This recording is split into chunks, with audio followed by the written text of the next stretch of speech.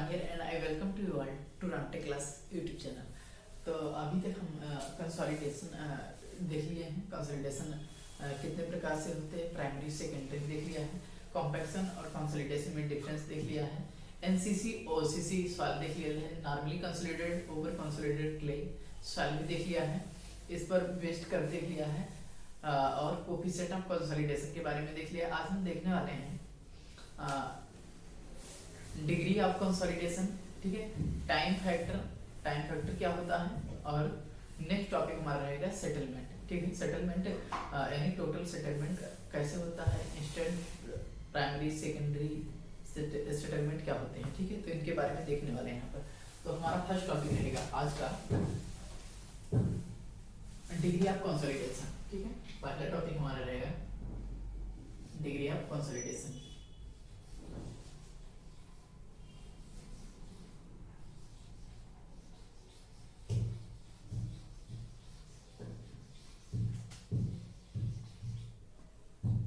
Degree of consolidation, degree of consolidation means होता है संघनन की डिग्री या अवस्था, ठीक है। संघनन की डिग्री या डिग्री ऑफ सैचुरेशन जैसे था, यानी वहां पर संतृप्ति अवस्था था, यहाँ पर डिग्री ऑफ कंसोलिडेशन यानी कि संघनन अवस्था।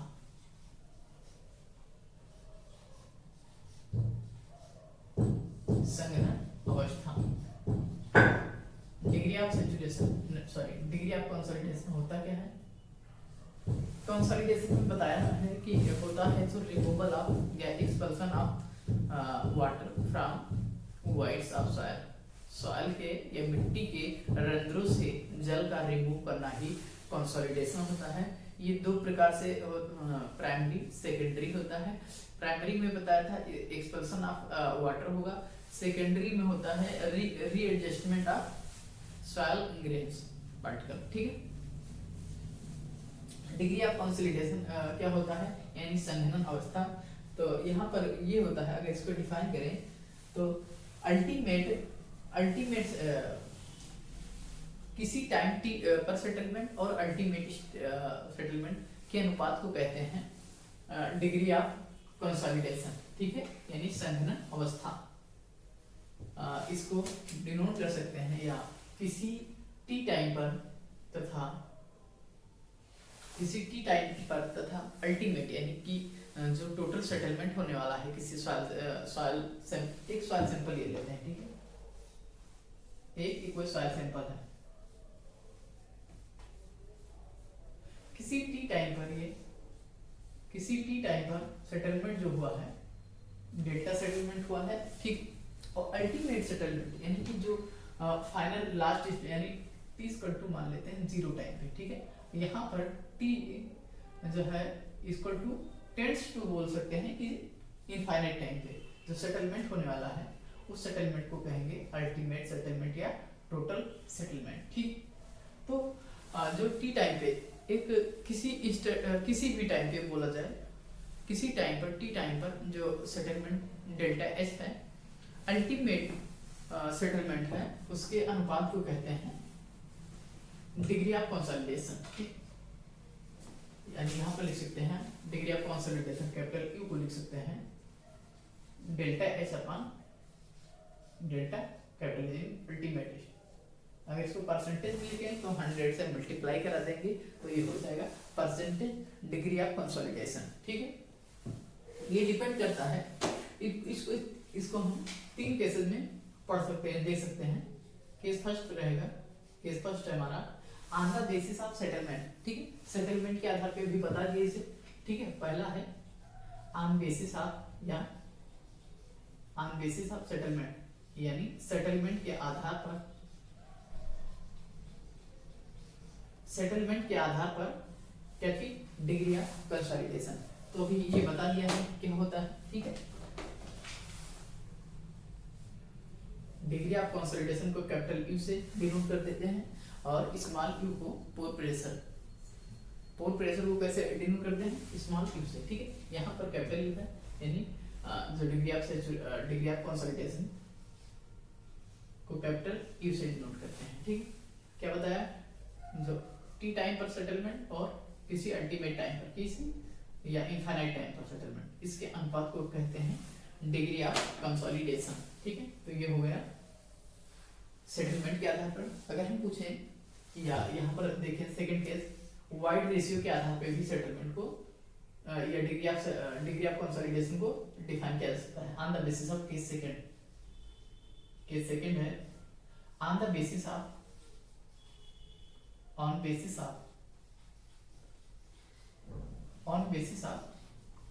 वाइड रेशियो, यानी वाइड रेशियो में क्या बताया था, यानी रिक्तता अनुपात के आधार पर डिग्री ऑफ कंसोलिडेशन। ठीक है, रिक्तता अनुपात के आधार पर डिग्री ऑफ कंसोलिडेशन। तो ये क्या होता है, या इससे हम अगर परसेंटेज डिग्री ऑफ कंसोलिडेशन देखें तो एप्सिलॉन 0 माइनस एप्सिलॉन अपान एप्सिलॉन 0 या एप्सिलॉन नॉट माइनस एप्सिलॉन 100, यानी एप्सिलॉन 100 इनटू, अगर परसेंटेज में से निकालें तो 100 से मल्टीप्लाई करके देखेंगे। ठीक है, तो यहाँ पर डिग्री ऑफ कंसोलिडेशन कैलकुलेट करना आएगा, अगर हमें समझ में आएगा तभी आगे वाला टॉपिक यानी टाइम फैक्टर के बारे में समझ पाएंगे। ठीक है, जनरली इस पर बेस्ड न्यूमेरिकल से ही एग्जाम में आते हैं। ठीक है, इस पर बेस्ड लगभग न्यूमेरिकल ही आएंगे, अदरवाइज इसको अगर डिफाइन करने के लिए बोलेगा तो ऐसे ही बस इसके 3 केसेस को डिफाइन कर देंगे। ठीक है, सेकेंड केस बता दिए, लेकिन हाँ ये एप्सिलॉन नॉट क्या है और एप्सिलॉन क्या है और एप्सिलॉन 100 क्या है। ठीक है, तो यहाँ पर देख लेते हैं क्या होता है एप्सिलॉन, यानी किसी t = 0 टाइम पर कंसोलिडेशन। ठीक है, वाइड रेशियो पता कर लिए। ठीक है, किसी t = 0 टाइम पर, इनिशियल वाइड रेशियो, जब हम किसी t टाइम = 0 पर वाइड रेशियो देख लिए, यानी एट t = 0 पर क्या चीज, वाइड रेशियो, उसे कहेंगे रिक्तता अनुपात। ठीक है, नेक्स्ट वन देखें कि टेंड्स टू इनफाइनाइट टाइम पर। ठीक है, अगर देखें तो फाइनल जो वाइड रेशियो आएगा, वाइड रेशियो जो 100 मतलब अगर देखें कि t = यानी 100 टाइम मतलब इनफाइनाइट टाइम पर देखें तो वाइड रेशियो कभी भी 0 नहीं होता। ठीक है, कुछ ना कुछ उसमें वाइड्स या कुछ ना कुछ उसमें पोर बने ही रहते हैं। ठीक है, कुछ ना कुछ वाइड्स रहता है। यहाँ पर देखें जो t = ये एप्सिलॉन की बात है, ये इनफाइनाइट टाइम से पहले और 0 टाइम के बाद में। ठीक है, देखें तो इसे कहेंगे वाइड रेशियो। ठीक, यहाँ पर लिखेंगे t = 0 समय पर वाइड रेशियो को एप्सिलॉन नॉट से डिनोट करते हैं। जो t और t समय पर किसी t टाइम पर देखें तो इसे कहेंगे वाइड रेशियो। ठीक, यहाँ पर एप्सिलॉन 100 समझ में आया कि किसी अल्टीमेट टाइम पर या अल्टीमेट कंसोलिडेशन के पर देखेंगे तो यहाँ पर वाइड रेशियो कितना आएगा, एप्सिलॉन 100। ठीक है, ये क्वेश्चन में गिवन रहेगा, जिस देखने पर या पढ़ने पर ही समझ में आ जाएगा कि क्या गिवन है। ठीक है, नेक्स्ट केस जो है ऑन द बेसिस ऑफ, जो केस थर्ड है, on basis of pore water pressure. ठीक है, on basis of pore water pressure, on basis of pore water pressure.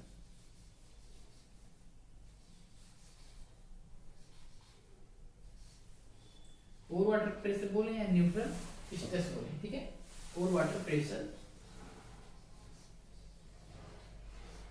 Pore water pressure को बताया था किसे डिनोट करते हैं, यू से। ठीक है, स्मॉल यू से। ठीक है, तो यहाँ पर पोर वाटर प्रेशर के आधार पर जो डिग्री ऑफ कंसोलिडेशन होगा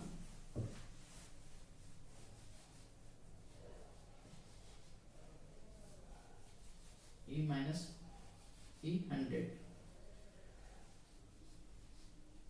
जो इसको 100 से मल्टीप्लाई करा देंगे तो ये परसेंटेज में कैलकुलेट होके कोई वैल्यू मिल जाएगी। तो ये हो गया डिग्री ऑफ कंसोलिडेशन। ठीक है, डिग्री ऑफ कंसोलिडेशन कैलकुलेट करना। ठीक है, नेक्स्ट टॉपिक है हमारा टाइम फैक्टर। ठीक, नेक्स्ट टॉपिक है जो हमारा टाइम फैक्टर।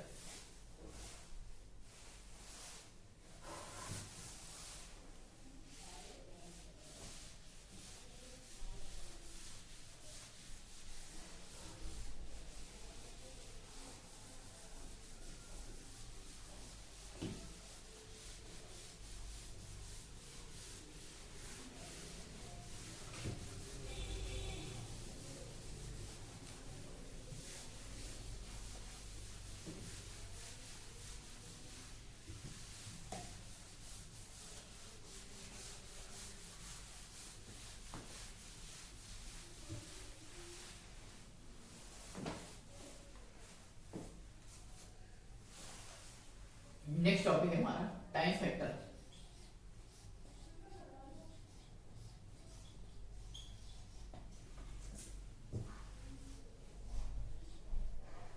जिसे डिनोट करेंगे टी एफ से, टीवी से। ठीक है, टीवी, टीवी से। टाइम फैक्टर वो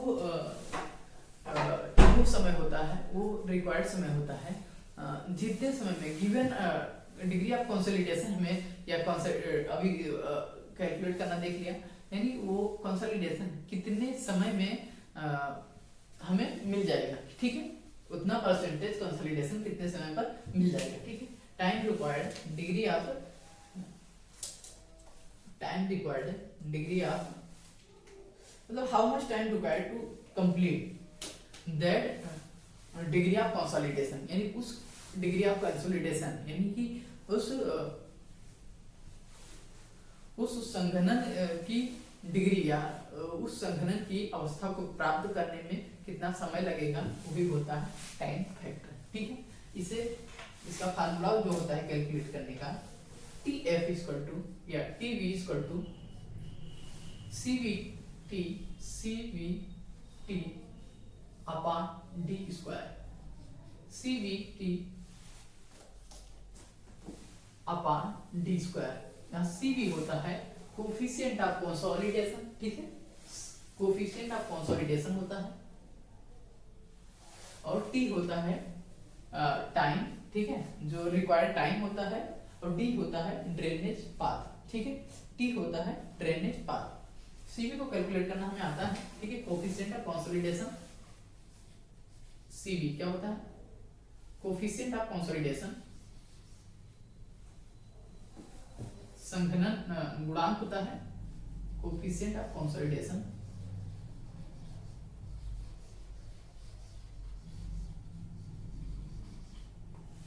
नेक्स्ट वन है टी है time required to complete,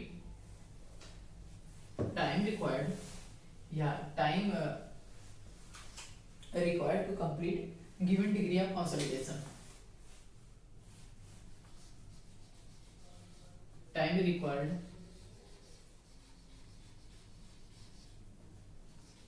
to given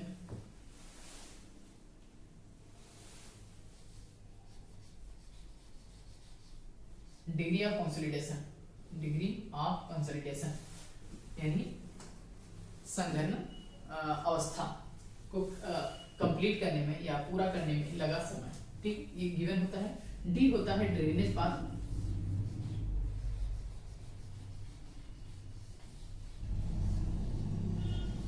drainage path के बारे में भी इससे पहले भी बता चुके हैं कि क्या होता है। ड्रेनेज पाथ होता है जैसे कि कोई सॉइल सैंपल है ये, ठीक है,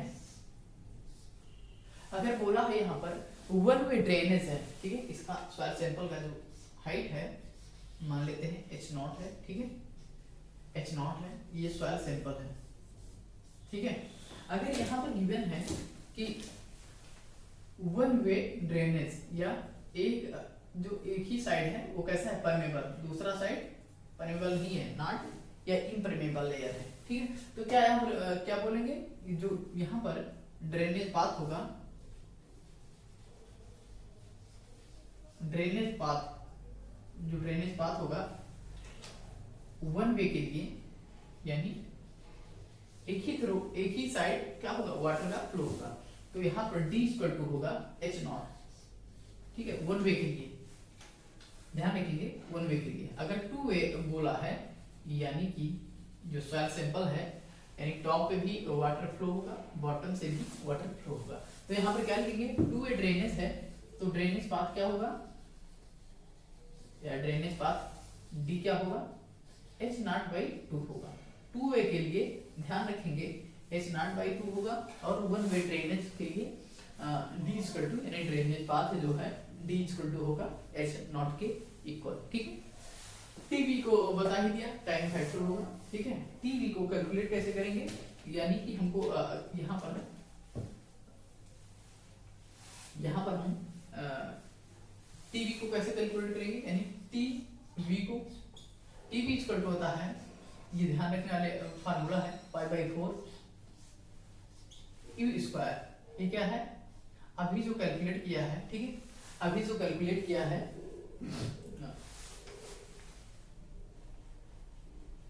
डिग्री ऑफ कंसोलिडेशन, वही ये कैपिटल बी है। ठीक है, अगर ये जब होगा जब U की वैल्यू 60% से, इसे अगर 100 से मल्टीप्लाई करा दें, ठीक है, तो 60 हो जाएगा, यानी 60% हो जाएगा।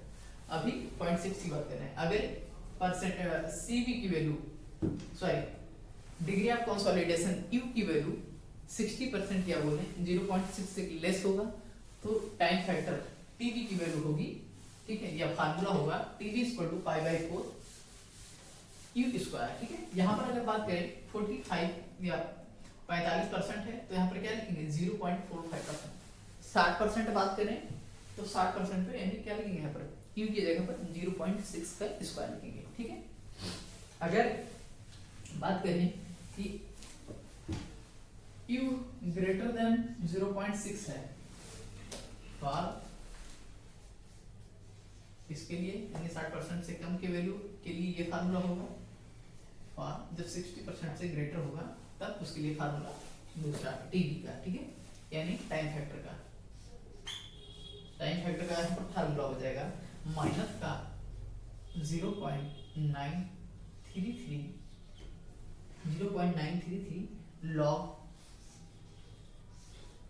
1 माइनस U कैपिटल। ठीक है, यहाँ पर U की वैल्यू 1 से लेस होगी, ठीक, 1 से लेस होगी, माइनस 0.852, ठीक है, वैल्यू पुट कर देंगे, टाइम फैक्टर यहाँ से कैलकुलेट करेंगे, टाइम फैक्टर की वैल्यू पुट कर देंगे, टाइम हमें गिवन होगा कि कितने टाइम में इतने डिग्री ऑफ कंसोलिडेशन को प्राप्त करना है। ठीक है, डेप्थ ड्रेनेज पाथ पता है, CV की वैल्यू यानी डिग्री ऑफ कंसोलिडेशन की वैल्यू इजीली यहाँ से मिल जाएगा, डिग्री कोएफिशिएंट ऑफ कंसोलिडेशन। ठीक है,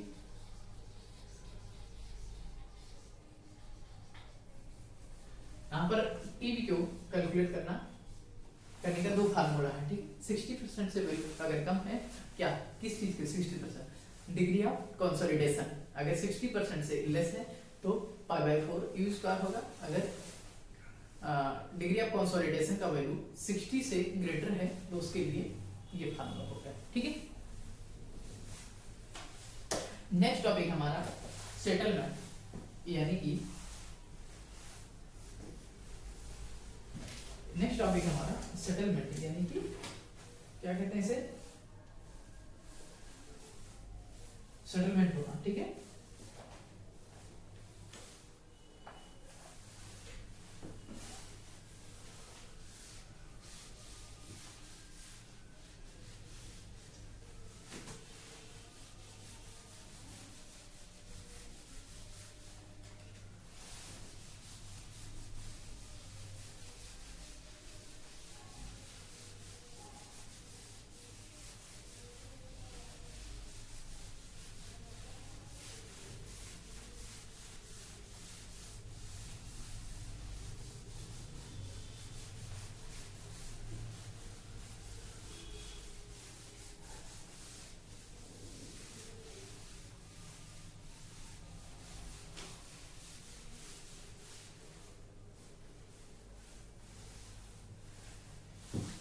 यहाँ पर है सेटलमेंट,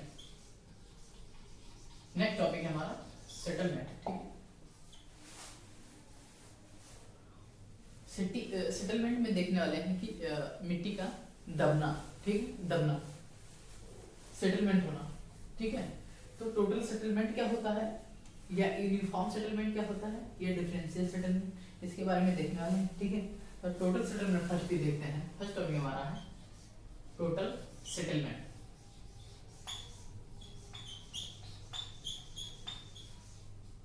संपूर्ण सेटलमेंट, ठीक है। तो यहाँ पर क्वेश्चन में पूछा जा सकता है कि व्हाट इज टोटल सेटलमेंट, ठीक है। तो जब संतृप्त मृदा, ठीक है, संतृप्त मृदा की परत को एक लंबे समय अंतराल स्टैटिक लोड लगाकर क्या करते हैं, छोड़ देते हैं, ठीक है, या दबा रहने देते हैं, तो वो जो सेटलमेंट होता है उसे क्या कहते हैं, टोटल सेटलमेंट कहते हैं, ठीक है। टोटल सेटलमेंट में मोस्टली इंस्टेंट सेटलमेंट हो सकता है, ठीक, यानी कि जैसे लोड लगाया जाए। इंस्टेंट सेटलमेंट क्या होता है, इमीडिएट सेटलमेंट, यानी कि जैसे लोड लगाया जाए, जितना दबना होता है उतना दब गया। उसके बाद में जो कंसोलिडेशन, ये पहला पोर्शन हो गया, कॉम्पैक्शन का पार्ट हो गया, ठीक है। कंसोलिडेशन में क्या होता है कि धीरे धीरे सेटलमेंट होता है, यानी कि जो वाटर का रिमूवल होता है, कंसोलिडेशन वाला पार्ट, ठीक है, इसमें वाटर का रिमूवल होता है। और दूसरा क्या है, दूसरा है रीएडजस्टमेंट पार्ट, ठीक है। तो वाटर का रिमूवल धीरे धीरे होता है, रीएडजस्टमेंट बहुत ही ज्यादा स्लो प्रोसेस है, यानी कि सालों बाद धीरे धीरे होता है ये सेटलमेंट, ठीक है। तो फर्स्टली क्या देखने वाले हैं, टोटल सेटलमेंट। टोटल सेटलमेंट वो है, वो पार्ट होता है, वो सेटलमेंट का वो पार्ट होता है जिसमें कि क्या है, किसी कोई लोड लगा के जैसे ये कोई बिल्डिंग है, ठीक है, ये कोई सॉइल, ये ग्राउंड है, ठीक है, ये ग्राउंड लेवल है। इस पर कोई बिल्डिंग बना दी गई है, ठीक है, बना दी गई है, और धीरे धीरे जो कंप्लीट सेटलमेंट हो रहा है एक लंबे समय बाद, तो पूरे प्रोसेस को यानी कंप्लीट सेटलमेंट को क्या कहते हैं, यही इसे टोटल सेटलमेंट कहते हैं, ठीक है। तो टोटल सेटलमेंट इक्वल टू होता है इंस्टेंट या immediate settlement plus primary settlement plus secondary settlement. Primary settlement को ही क्या कहते हैं, प्राइमरी सेटलमेंट को कहते हैं कंसोलिडेशन सेटलमेंट, ठीक है, कंसोलिडेशन सेटलमेंट, ठीक है। ये है सेकेंडरी सेटलमेंट यानी द्वितीय सेटलमेंट। ये है immediate settlement, immediate settlement.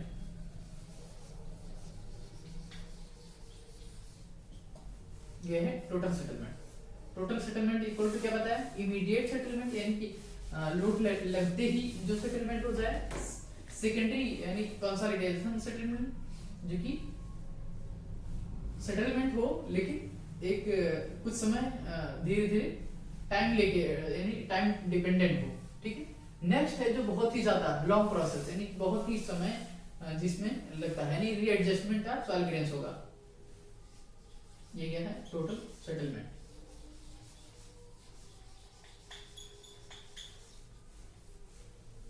Total settlement equal to होता है immediate settlement, primary settlement plus secondary settlement. ये है यानी इमीडिएट सेटलमेंट क्या होता है,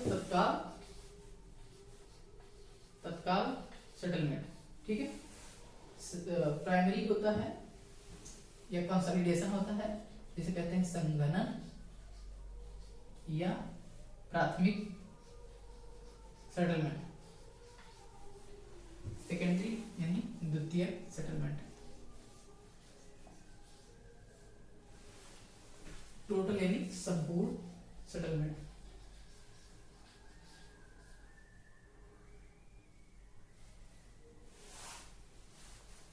ठीक है, तो प्राइमरी अब देख लेते हैं, इंस्टेंट या इमीडिएट सेटलमेंट में देख लेते हैं। इमीडिएट सेटलमेंट का वो पार्ट होता है या वो पार्ट होता है जिस पर लोड या भार लगते ही वो सेटलमेंट को प्रदर्शित या जितना लोड सेटल हो जाए, जितना सॉइल सेटल हो जाए, वही क्या कहते हैं, इंस्टेंट या इमीडिएट सेटलमेंट कहते हैं उसे, ठीक है।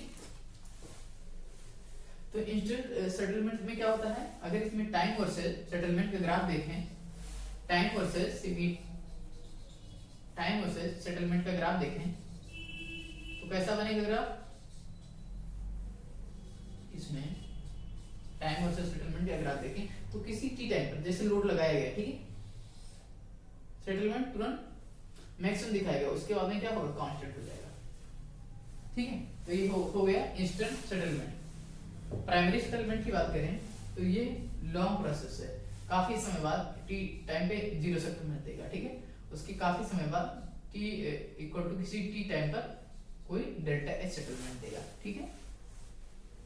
जो ये है रीएडजस्टमेंट ऑफ सॉइल ग्रेव्स, यानी कि द्वितीयक सेटलमेंट, ठीक है, सेकेंडरी सेटलमेंट, ये बहुत ही स्लो प्रोसेस होगा, ठीक है, ये बहुत ही स्लो प्रोसेस होता है।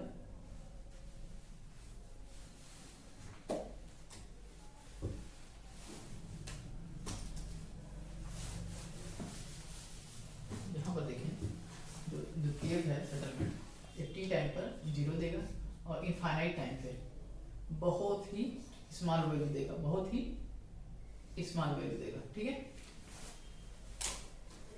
और यहाँ पर, ठीक है, यहाँ पर ये देखें तो ये इंस्टेंट सेटलमेंट है या इमीडिएट सेटलमेंट है। उसके बाद में ये होता है प्राइमरी सेटलमेंट, होगा सेटलमेंट लेकिन बहुत स्लो प्रोसेस होगा और उसके बाद में कांस्टेंट जैसा दिख रहा है हमें, ठीक है। इसके बाद में हमें लगभग कांस्टेंट दिखने लगी, तो ये होगा प्राइमरी या कंसोलिडेशन सेटलमेंट।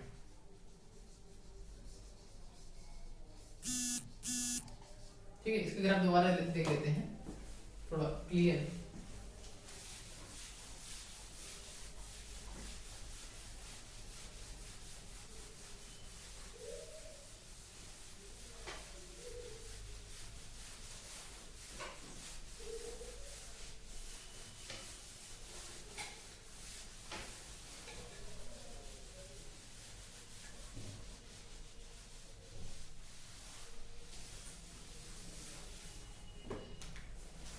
टोटल सेटलमेंट के बारे में बताया, टोटल सेटलमेंट इक्वल टू बताया immediate settlement plus primary settlement plus secondary settlement, ठीक।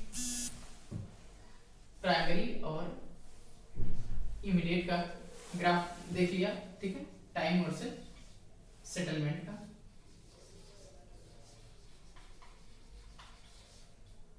टाइम वर्सेस सेटलमेंट का यानी किसी जैसे यहाँ पर लोड लगाया गया, ठीक है, तुरंत सेटलमेंट दिखाया, ठीक है। उसके बाद में एक टाइम बाद ये कांस्टेंट में दिखाई देने लगा, ठीक है। यानी कि जैसे ही लोड लगाया यहाँ पर, जैसे ही लोड लगाया यानी at T equal to zero पर कितना कितना यहाँ पर टी इक्वल टू जीरो पर, ठीक है। अगर यहाँ पर देखें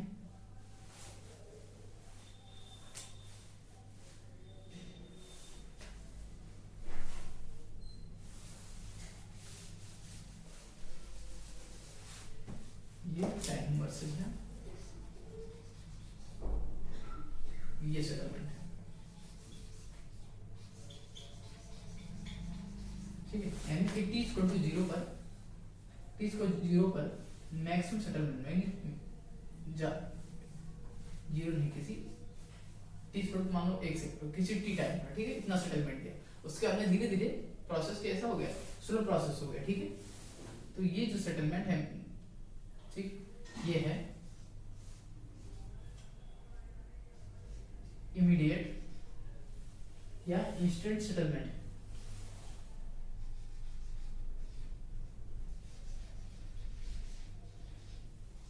इमीडिएट सेटलमेंट, ठीक। और ये है सेकेंडरी सेटलमेंट, ठीक, सॉरी प्राइमरी सेटलमेंट, ये है प्राइमरी सेटलमेंट।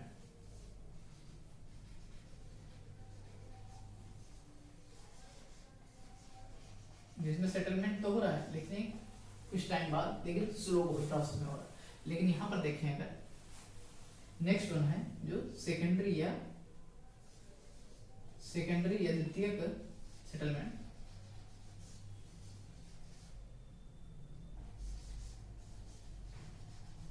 कैसा दिखाई दे रहा है, लगभग लगभग लगभग जो ग्राफ इसका बन रहा है कांस्टेंट होता दिखाई दे रहा है, ठीक है। यानी कि सबसे ज्यादा जो सेटलमेंट होगा वो इमीडिएट होगा, इंस्टेंट में होगा, फिर प्राइमरी उसके बाद में ना के बराबर बिल्कुल या देखा जाए तो बिल्कुल बहुत थोड़ा या बहुत कम ना के बराबर सेकेंडरी सेटलमेंट होता है, ठीक है।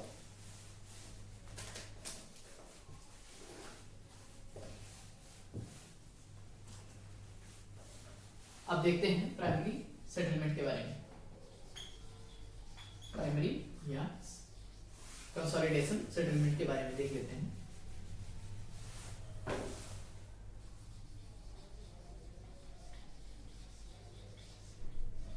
कंसोलिडेशन सेटलमेंट या प्राइमरी सेटलमेंट।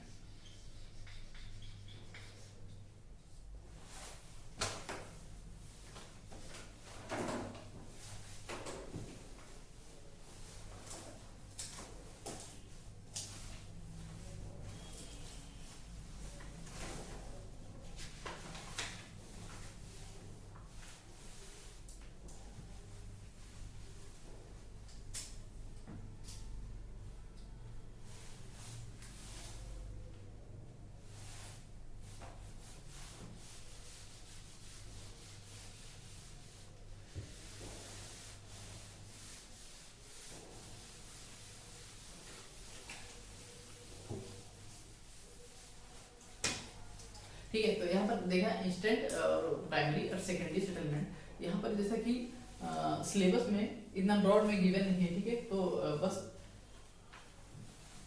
यही पर इसको सॉल्व करते हैं, ठीक है, सेटलमेंट टॉपिक को। क्योंकि अगर देखा जाए तो इसका अगर इसको ब्रॉड में देखें तो हर एक पर न्यूमेरिकल पोर्शन बनते हैं, नहीं हर एक का न्यूमेरिकल फार्मूला होता है। और ठीक है, जैसे क्ले के लिए अलग होता है सेंट, जैसे कि अभी इमीडिएट सेटलमेंट की बात करें तो इमीडिएट सेटलमेंट में क्ले का अलग फार्मूला होता है, उसके अलग होते हैं, सैंड में अलग होते हैं, ठीक है। तो इसके ऐसे देखा जाए तो ये बहुत ब्रॉड चैप्टर बनता है, ठीक है। तो सिलेबस में बहुत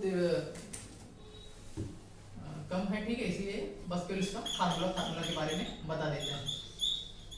इमीडिएट सेटलमेंट और प्राइमरी, ठीक है। तो इमीडिएट सेटलमेंट में होता है SI, यानी SI से डिनोट करते हैं ना, तो ये होता है Q into I into B upon ES into 1 minus mu square, ठीक है। यहाँ जैसे कि यहाँ पर जो Q है ये लोड है, I है इन्फ्लुएंस फैक्टर है, B है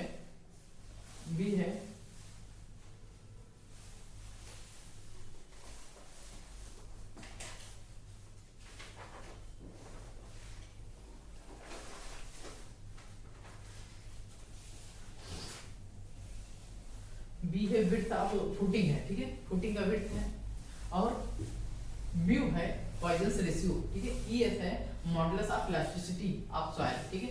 जो ये है एप्सिलॉन है और म्यू है, ये दोनों क्या है, ये दोनों सॉइल की प्रॉपर्टी है, ठीक है। एप्सिलॉन है और ये जो म्यू है ये है सॉइल की प्रॉपर्टी, ठीक है।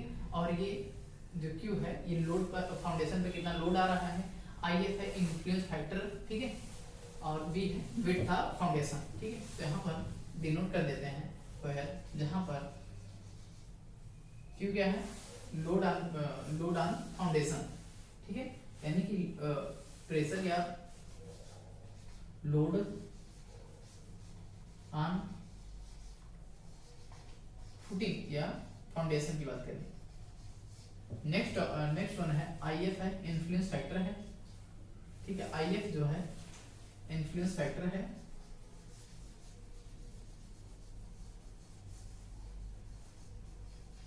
B है विड्थ ऑफ फुटिंग है,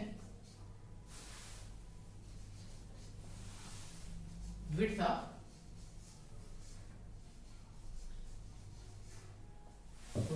फुटिंग है, B क्या है, B है विड्थ ऑफ फुटिंग। म्यू है, जो म्यू है और ES, ठीक है, ये दोनों होते हैं सॉइल की प्रॉपर्टी, यहाँ पर लिख देते हैं, ये दोनों क्या है, ये सॉइल की प्रॉपर्टी है, ठीक है।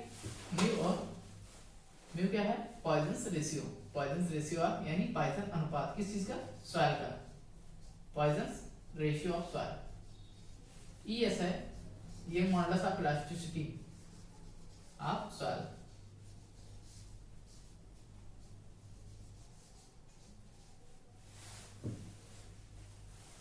प्राइमरी सेटलमेंट की बात करें यानी कि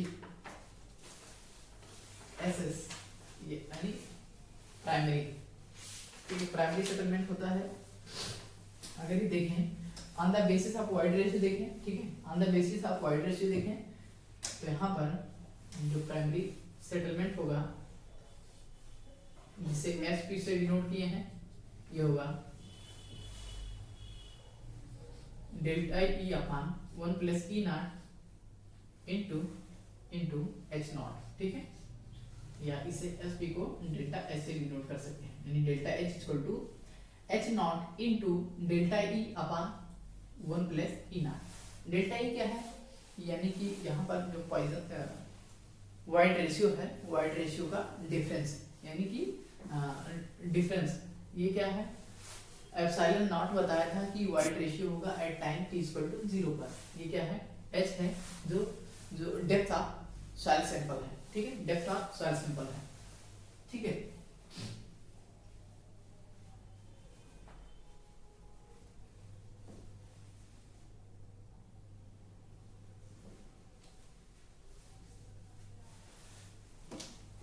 अगर हम यहाँ पर देखें सेकेंडरी सेटलमेंट, ठीक है, सेकेंडरी सेटलमेंट की बात करें यानी द्वितीयक सेटलमेंट की बात करें यानी एसपी एसएस सेकेंडरी सेटलमेंट, ठीक है, SS is equal to CS into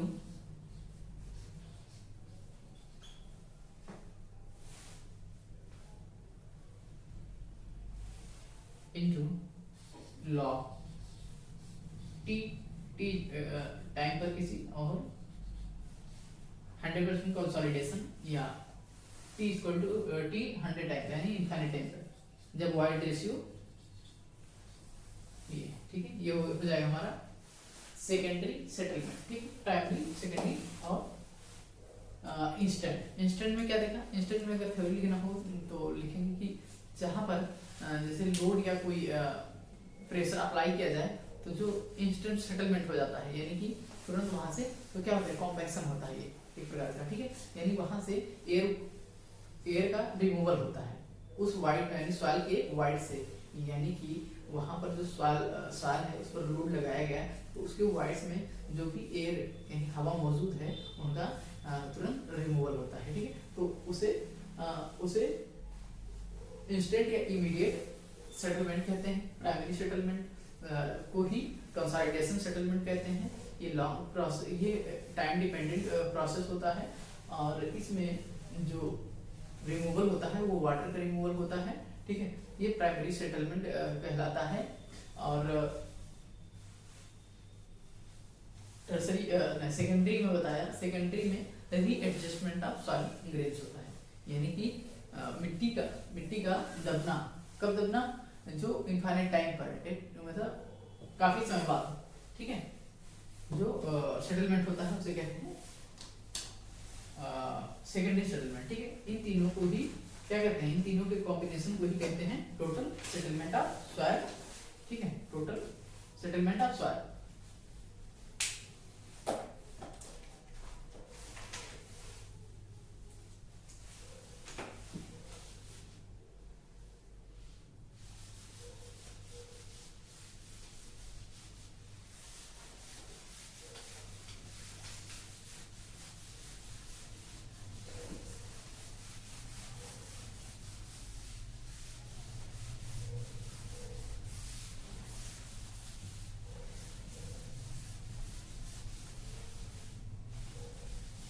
ठीक है, तो आज हमने देखा डिग्री ऑफ कंसोलिडेशन, ठीक है, डिग्री ऑफ कंसोलिडेशन क्या होता है, और सेकंड टॉपिक है टाइम फैक्टर, ठीक है, नेक्स्ट वन था टोटल सेटलमेंट। ठीक है, आज के लिए बस इतना ही। नेक्स्ट लेक्चर में इसके आगे देखने वाले हैं। Thank you.